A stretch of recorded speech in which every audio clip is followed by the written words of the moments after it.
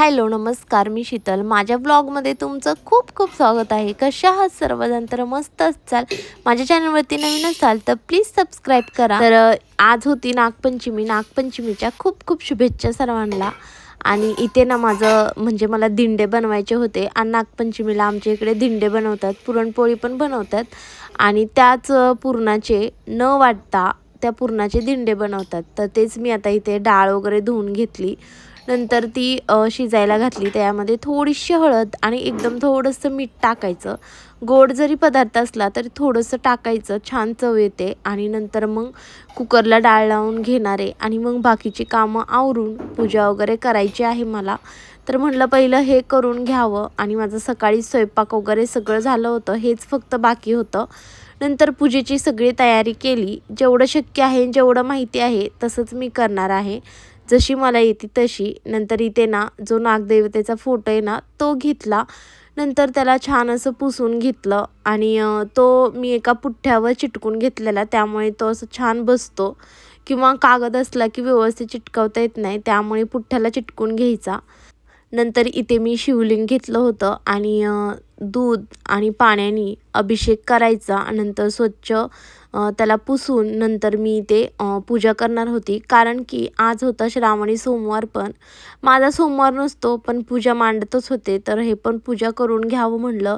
परत थोडेसे तांदूळ ठेवून त्याच्यावर सुपारी ठेवून गणपती स्थापना करून घेतली आणि नंतर छान अशी माझी पूजा चालू झाली. नंतर हळदी कुंकू वाहिलं आणि नंतर अष्टगंध लावलं. शिवलिंग आहे त्याला. नंतर जे नागदेवतेचा फोटो आहे त्याला पण हळदी कुंकू अष्टगंध, म्हणजे ज्याला हळदी कुंकू त्याला हळदी कुंकू अष्टगंध असं लावून घेतलं आणि नंतर छान असं पूजा करायला घेतलं. खूप छान वाटतं सणासुदीला असं पूजा वगैरे करायला आणि आपल्याला तेवढीच कामं पण पडतात, तरी पण तो आनंद वेगळाच असतो. छान असं नंतर थोडेसे तांदूळ वाहून घेतले, कारण आज होता सोमवार आणि आज पहिली मूठ होती ती तांदळाची होती. नंतर बेलपत्र वगैरे वाहून घेतलं. तर इथे ना पांढरीच फुलं आणलेली होती, मला बाजारात भेटली तशी आणि वेगवेगळी होती. पण आज पांढरी व्हावं म्हणलं, म्हणून सगळ्या देवांना मी आज पांढरीच फुलं ठेवलेली आहेत. नंतर जो फोटो आहे त्याला मी जी वस्त्रमाळ आहे ती घालून घेतली आणि आमच्या इकडे ना पिवळा धागा पण केलेला असतो, तो पण मी घालून घेणार आहे.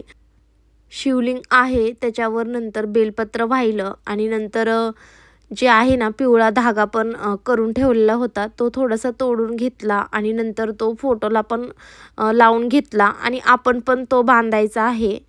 पुढे दाखवेलच मी. नंतर असं छान असं पूजा झाली. नंतर थोड्याशा पाकळ्या वगैरे टाकून घेतल्या फुलांच्या, छान वाटतं.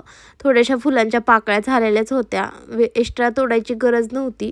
आणि नंतर नैवेद्यासाठी मी ते दूध, लाह्या आणि खडीसाखर ठेवली आणि मला दिंड झाल्यानंतर त्याचा पण नैवेद्य दाखवायचाच आहे, कारण नागपंचमीला असतोच, आमच्या गावाकडे वगैरे करतात आणि तेच मी करत आहे. नंतर इथे छान असं नैवेद्य दाखवून घेतला, पाया वगैरे पडून घेतलं, अगरबत्ती आणि धूप ओवाळून घेतलं आणि नंतर मी इथे देवाला हळदी कुंकू वाहत होते आणि नंतर स्वतःला लावून असं पाया पडून घ्यायचं. तर छान वाटतं आणि देवपूजा झाल्यानंतर आपल्याला हळदी कुंकू लावायचंच असतं. नंतर इथे नमस्कार केला आणि इथे आरती करून घ्यायची होती. तर मी शंकराची आरती टी व्हीला लावलेली, कारण मला येत नाही म्हणून. आणि नंतर मग आदर्शनी आणि मी आरती करून घेतली. त्याला स्कूलमध्ये पाठवायचं होतं, त्याच्या आधीच माझी पूजा वगैरे सगळं मला उरकायचं होतं. आवरून घेतलं आणि माझं शेवटचं म्हणजे जे आहे पूजा राहिली होती तेच करत होते मी. नंतर त्याचं पण आवरायचं होतं, तर त्यांनी पण मी म्हटलं तू घंटी वाजव, मी पूजा करते. ओवाळून वगैरे घेतलं. छान अशी माझी पूजा झाली. नंतर आम्ही आरती घेतली, त्यांनी पण घेतले आणि देवाला वगैरे मी आरती दाखवली. नंतर मी घेतली आणि नंतर ना आम्ही दोघांनी एकमेकाला ना पिवळा धागा जो असतो ना तो म्हणजे घालून घेतला. तर हातात घालायचा असतो, आम्ही दोघंच घरी होतो त्याच्यामुळे आम्ही दोघांनीच घातला आणि नंतर जेह्यांला आणि श्रेयाला नंतर संध्याकाळी घालणार होते मी. तर इथं छान असं वाटत होतं आज आणि तो विचारत होता हा धागा कशासाठी असतो, पण मला पण इतकं काही माहीत नाही. मी म्हटलं तो असतो, आजच्या दिवशी घालायचा असतो. नंतर अशी पूजा झालेली आहे, तुम्ही बघू शकता. छान वाटत होतं घरात, खरंच खूप प्रसन्न वाटतं असं पूजा वगैरे केल्यानंतर. आणि नंतर दरवाजात रांगोळी काढायची राहिलेली आणि उंबरठा म्हणजे उंबरठा पूजन करून घेतलं. नंतर छान असं रांगोळी काढत होते. रांगोळी म्हणजे पावता काढून घेणार होते रांगोळीच्या. मला खूप आवडतं रांगोळी पण काढायला आणि छान अशा पावता काढून घेतल्या. एक्स्ट्राची मोठी रांगोळी नव्हते काढणार आणि अशा पावता झाल्यानंतर त्याच्यामध्ये एक डॉट दिला आणि त्याच्यावरती ना हळदी कुंकू वगैरे टाकायचं. खूप सुंदर दिसतं. आणि नंतर छान अशी माझी रांगोळी काढून झालेली आहे. फायनल दरवाजात माझं असं दिसत आहे आणि तुम्ही बघा किती सिंपल आणि छोटी रांगोळी असली तरी दरवाजात किती उठावून दिसतं आणि किती फ्रेश वाटतं आणि खूप छान वाटत होतं. नंतर इथे असं श्रेयाने बनवलेलं लावलेलं आहे मी. नंतर ते झाल्यानंतर मी ते दिंड बनवायला घेतलेली. माझा कुकर पण झाला होता, डाळ पण छान शिजली होती आणि बाकीचं सगळं आवरलंच होतं. तरी ते डाळ शिजवून घेतलेली होती ती मी चाळणीमध्ये गाळून घेतली आणि बाकीचं जी पाण्याचं आहे ना ते मी आमटी करणार होते त्याची. जेवढा लागतोय तेवढा गूळ वगैरे चिरून घेतला आणि तुम्ही बघू शकता थोडंसं कठीण होतं पण म्हणजे मी चाकूने चिरत होते त्यामुळे थोडंसं हार्ड जात होतं. नंतर जे कढईमध्ये डाळ टाकून घेतली, थोडीशी आमटीला काढून ठेवली आणि नंतर जेवढं म्हणजे डाळ आहे तेवढीच मी गूळ घातला होता तेवढाच आणि नंतर छान असं ते हलवून घ्यायचं आहे. आणि गूळ टाकल्यावर कसं थोडं पुरण पातळ होतं पण घाबरायचं कारण नाही, कारण की ते नंतर घट्ट घट्ट होत जातं आणि छान असं असं आपलं पुरण बनतं.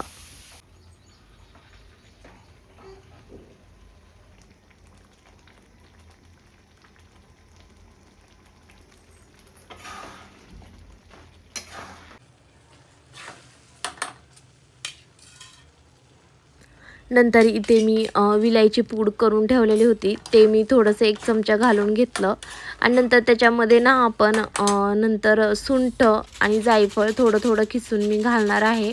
बारीक करायची काही गरज नाही, असं थोडंसं छोट्या एकदम चाळणीने खिसलं अद्रक खिसायच्या तर छान असं पडतं आणि खूप छान अशी टेस्ट येते पुरणाला वगैरे. तर छान असं माझं पुरण तयार झालेलं आहे आणि तयार झालेलं कसं ओळखायचं, तर जेव्हा आपण हे हलवून घेतो ना आणि उलटानं जेव्हा असं उभं ठेवायचं म्हणजे कळतं की ते पुरण झालेलं आहे. तर हे उभंच राहिले जेव्हा पडतं तेव्हा ते झालेलं नसतं असं ठरवायचं. नंतर थोडंसं पुरण मी असंच ठेवलेलं आहे आणि बाकीचं मी सगळं चाळणीतून करून घेत आहे, कारण की हे पोळ्या करण्यासाठी आणि दिंड करण्यासाठी तसंच ठेवलेलं आहे मी पुरण. तर तुम्ही पुढे बघा की किती छान असे मी दिंडे करणार आहे. नंतर एवढं पुरण माझं होतं, आम्हाला तेवढं एका टायमिंगला बास होतं म्हणून थोडंच केलेलं होतं मी.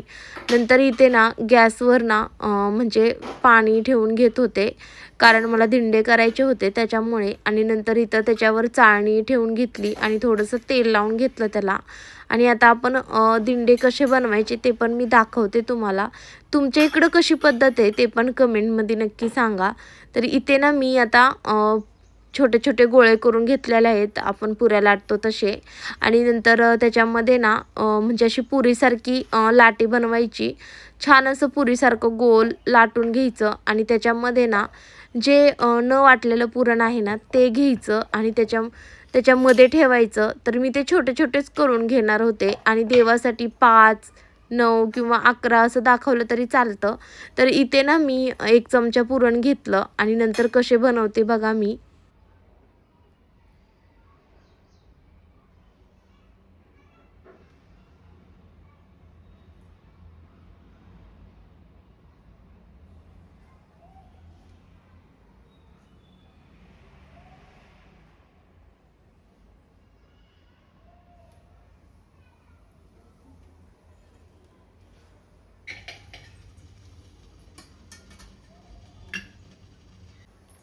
तर 15-20 मिनिटांनी छान असे आपले दिंडे वाफवून झालेले आहेत. तुम्ही बघू शकता किती छान असे वाफले आहेत आणि मी हाताने चेक करत होते ती चिकटते की वाफले बरोबर झाले होते.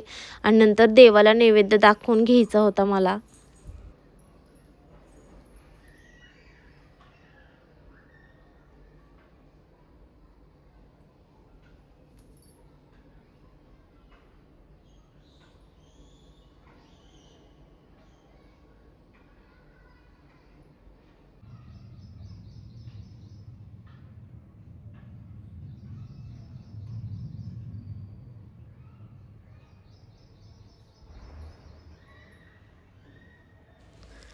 तर संध्याकाळची वेळ होती. संध्याकाळसाठी मी इथे ना पुरणपोळी करायला घेतली होती. कारण दुपारी कोणीच नव्हतं जेवायला. त्याच्यामुळे म्हणलं संध्याकाळीच बनवावं आणि आमटी ही दुपारीच करून ठेवलेली. नंतर इथे मी छान अशा पोळ्या वगैरे करून घेतल्या. नंतर मला भजी पापड पण करायचे होते आणि पोळ्या खूप छान अशा टम्म फुगत होत्या. खूप छान वाटतं जेव्हा आपल्याकडून असा स्वयंपाक छान केला जातो तेव्हा. तुम्ही बघू शकता किती छान अशी फुगलेली आहे माझी पोळी. आणि पोळी करताना आहे ना, इथे ना मी तुपाचाच वापर करते. कारण तूप लावल्यानंतर खूप छान अशा पोळ्या लागतात. आणि तुम्ही बघू शकता असं छान असं तूप ना त्याच्यावर टाकून घ्यायचं आणि नंतर पलटी करायची. खूप छान फुगते पोळी आणि अशा टम्म फुगलेल्या पोळ्या ना कुणाला खाऊ नाही वाटणार. खूप मस्त लागतात आणि आमच्यात मुलांना आणि मला पण खूप आवडतात. आणि सणासुदीला पोळी केलं तरच वाटतं की सण आहे म्हणून. आणि आपल्याकडे ही परंपरा पण आहे, पुरणपोळी ही केलीच जाते सणासुदीला. छान अशा माझ्या सगळ्या पोळ्या म्हणजे तयार होत होत्या. लास्ट राहिल्या होत्या आणि नंतर आम्ही जेवण वगैरे करणार होतो. तर इथे मी पापड आणि भजी करून घेणार होते. तर इथे ना माझा थोडासाच व्हिडिओ निघालेला आहे कारण की म्हणजे चार्जिंग संपलेली त्याच्यामुळे बंद झाला होता फोन. आणि नंतर इथे छान असं पापड वगैरे तळून घेतले आणि भजी पण करून घेतलेली मी. म्हणजे आणि इथे ना छान असं ताट वाढलं आणि आम्ही सगळेजण जेवायला बसलो. तर तुम्हाला हा व्लॉग कसा वाटला कमेंटमध्ये सांगा. चला बाय.